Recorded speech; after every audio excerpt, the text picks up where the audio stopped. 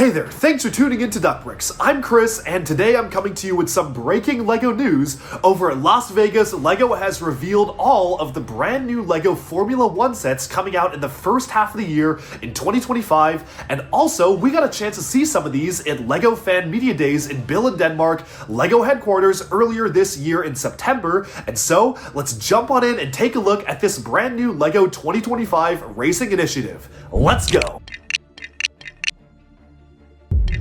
Okay, so the first set we're going to take a look at is one that we actually got a chance to get a set designer reveal for over at Fan Media Days in Billund, Denmark, and that is 10353 Williams Racing FW14B and Nigel Mansell. This is part of the same vehicle series, similar to the McLaren MP4 that we got earlier this year, except this time they have fixed some major issues like widening the back tire, as well as just cleaning up the overall shaping of the vehicle itself. It comes with 799 pieces and retails for $80 US, but you know what? Why not just let the set designer introduce it himself? So let's turn it over to them. Yeah, hello, g'day. My name's Gus. I'm a model designer for the Icons team, and I'm here to present a model to you all. So, on your marks, get set, go. Yeah. Whoa. So, this is the 1992 FW14B Williams car. It was the car that was successful sort of just after Ed & Senna's MP44, which was our previous Icons car. It's the same scale, using very similar wheels. We have a larger wheel at the back. These wheels will include printing on them as well. So we'll have Goodyear Eagle printed on these wheels. It comes with a Nigel Mansell minifigure with a trophy and a quote from him as per the previous one. The car comes off the stand and has functioning steering. And there's also a detailed engine bay when you remove the cover.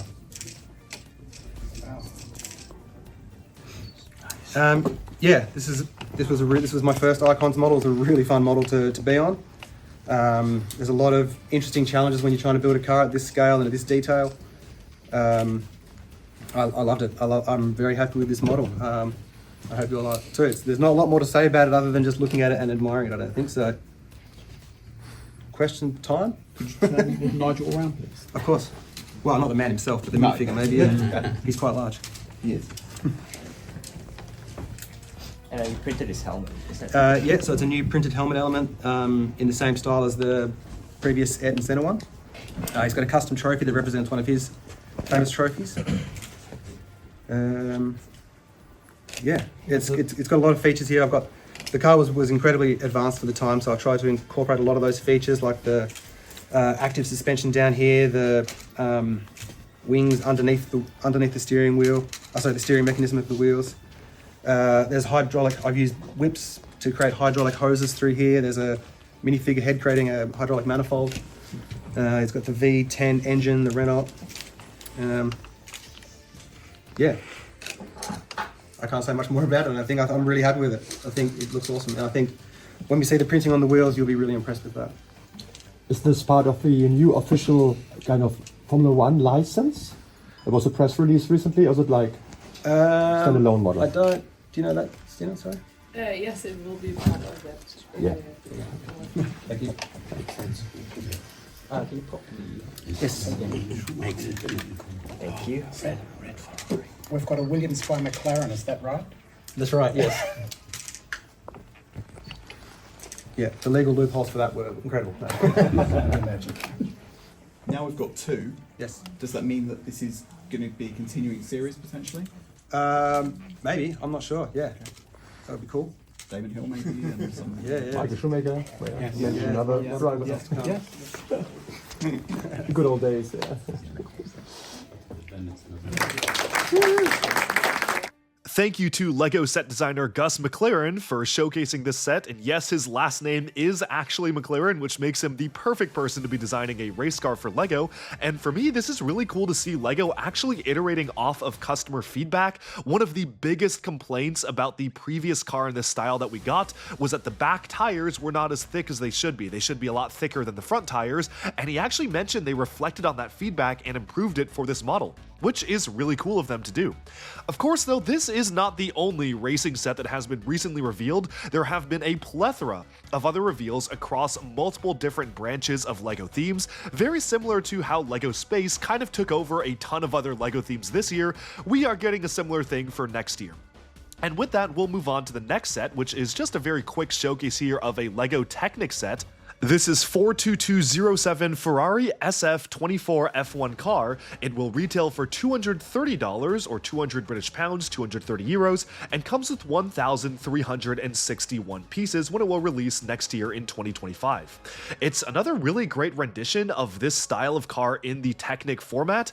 Not too much else I can say about it other than it looks really clean. I'm looking forward to building this, and while the build does seem similar to some of the other Technic style builds that we've gotten in the past of this type, it does look like they've actually managed to introduce at least a few new pieces. Looks like the tires are maybe newer or new for this particular set, and the curvature of some of the side panels is a lot nicer than how we've seen in previous sets, so I'm really looking forward to seeing the building techniques introduced here. Arguably much more interesting and controversial, though, is set number 71049, and this is taking the slot of a collectible minifigure series releasing on May 1st, 2025. Basically, these are 12 different Formula 1 cars in miniature format, and they're utilizing new dual-molded helmet elements, which will also appear in Speed Champion sets we're about to take a look at. No minifigures, though, just the collectible cars. Now, personally, I actually think this is a pretty fun and unique concept. They really remind me of the LEGO Racers Zalax sets that we used to get back in 2001, where they had these tiny little cars and collectible characters to go alongside them. I thought that was such a fun concept and never thought in a million years LEGO would be revisiting that, or stuff that we would get for Drobe Racers with mini cars, so this is actually a really nice surprise. The only unfortunate thing, though, is that, again, there isn't really any semblance of minifigure drivers included in the cars. Not even some sort of a body or even a printed head.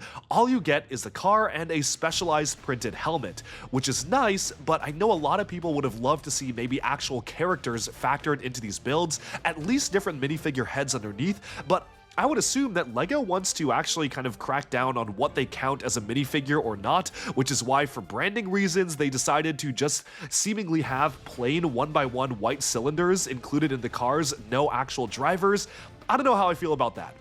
Still, these are really cute collectibles. I don't know if they should have taken the place of a licensed minifigure series. I feel like we totally could have gotten this alongside a regular collectible minifigure series, much like how we got the Super Mario series that did not take up a slot for collectible minifigures, and that was also kind of its own thing with buildable characters. So I don't know, not sure if it should have taken that slot, but they are very cute, they're very cool, and it does look like these come with a lot of unique printed elements, as well as really nice pieces for the wheels as well, with some nice detailing. So I like the builds, I think they're quite unique and innovative for LEGO, and I'm very curious what other people are going to think of these, especially once these release. Certainly one of the most unique collectible minifigure adjacent style sets we've gotten in a long time. Moving on from that, though, we can take a look at LEGO Speed Champions. And yes, Speed Champions is doing something kind of crazy this year, where they are giving us 10 different cars that are very, very similar, not identical builds, but they may as well be identical. They're incredibly similar, and this is meant to represent the full-on racing lineup. So they've actually done every single branded car. There are actually quite a few controversial picks here, and I'm going to be diving into those in a little bit, but obviously these cars are all branded with different official real-world brands. They actually are sporting the same branding that you would see on the real-world vehicles. And that's why a couple of them are marketed as 18+, like this Red Bull car here, because LEGO figured that Red Bull is a more adult-oriented thing, and they didn't want to market that to children. Whereas all of the builds are basically the same, the rest of the sets are marketed as 10+ cars, I do find it interesting how they specifically marketed some of them as 18+ just for the branding.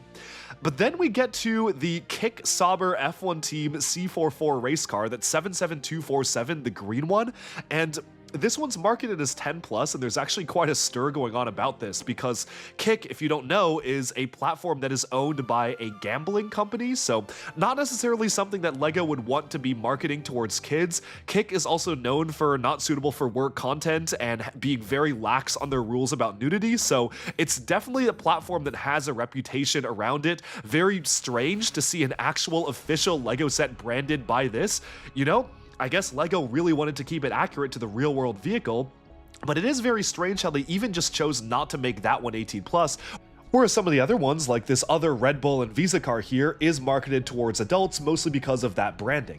You know, it's just a really interesting thing seeing where LEGO draws the line on whatever their policy is for making adult-oriented content or sets, and obviously they're willing to do it as long as it actually ties into a specific license with the Kick car, so it's just really weird to see that. Just a very, very bizarre and interesting LEGO license that will certainly be one of the strangest LEGO licenses ever put to set.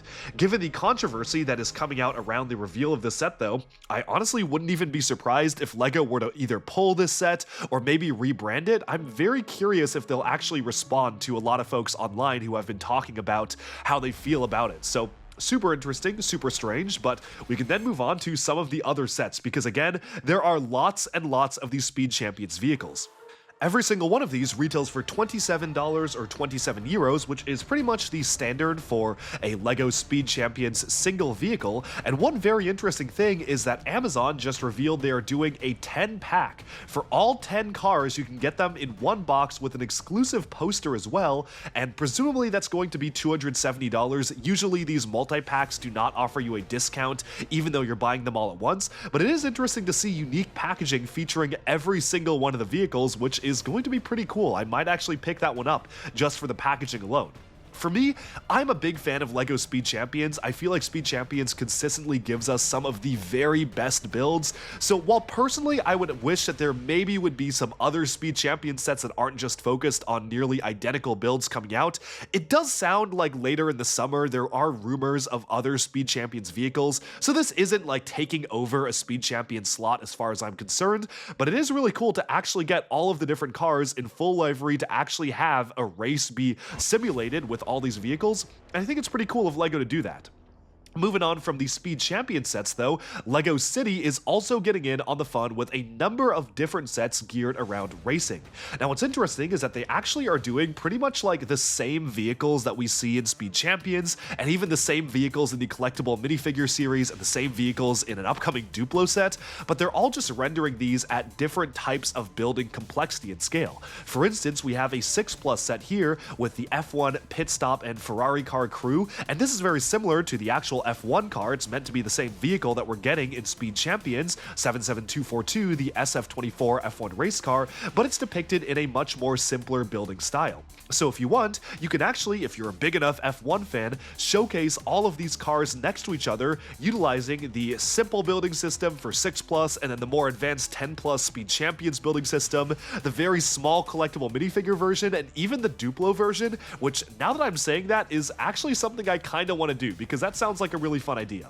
All the sets have a very unique component or gimmick to them, such as this set here being a carrying case for the two cars, and in this one being an F1 truck that allows you to transport two cars inside of it, similar to the LEGO Cars sets that we used to get back in the day, and the LEGO Racer sets back in the early 2000s, which is really cool, very reminiscent of that lineup.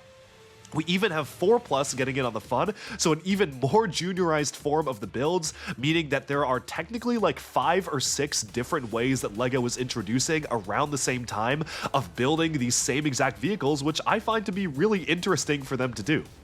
Overall, it's really cool seeing LEGO do a whole Formula 1 branded launch for the LEGO sets coming out next year. I'm not the biggest Formula 1 fan myself, and I know a lot of LEGO fans are really into Formula 1, so this is definitely going to be something that is probably more geared towards folks who are really passionate about them, but I probably will still be getting all of the Speed Champion sets and all the City sets because I just think it's really cool to see LEGO things built in different styles. And I have to admit, as just a LEGO fan and not necessarily a racing fan, it is going to be really cool to see all of the vehicles laid out on one track. Overall, that about sums everything up for the Formula 1 announcements. There is this one final Duplo set, which I find very funny, how the Duplo set technically officially has Kick also licensed on it, so I guess it's meant to be marketed towards babies as Red Bull is as well. But it's very, very interesting. Lots of great sets here, and this is summing up a whole week of amazing LEGO set reveals. I've been traveling, so I've been unable to cover every single reveal, like some of the new Star Wars stuff and some great Ninjago stuff as well. But stay tuned because I'll be having Ninjago and LEGO set designer interviews coming out very soon over our time at Fan Media Days, much like the interview that we had earlier in this video for the F1 car. And thank you all so much for watching. Let me know what you think of this LEGO Racing Initiative coming out next year, and which ones are your favorites? Which are you planning on getting? Thanks for watching, and be sure to stay tuned for even more LEGO news, reviews, discussion, and analyses coming your way very soon. Bye for now.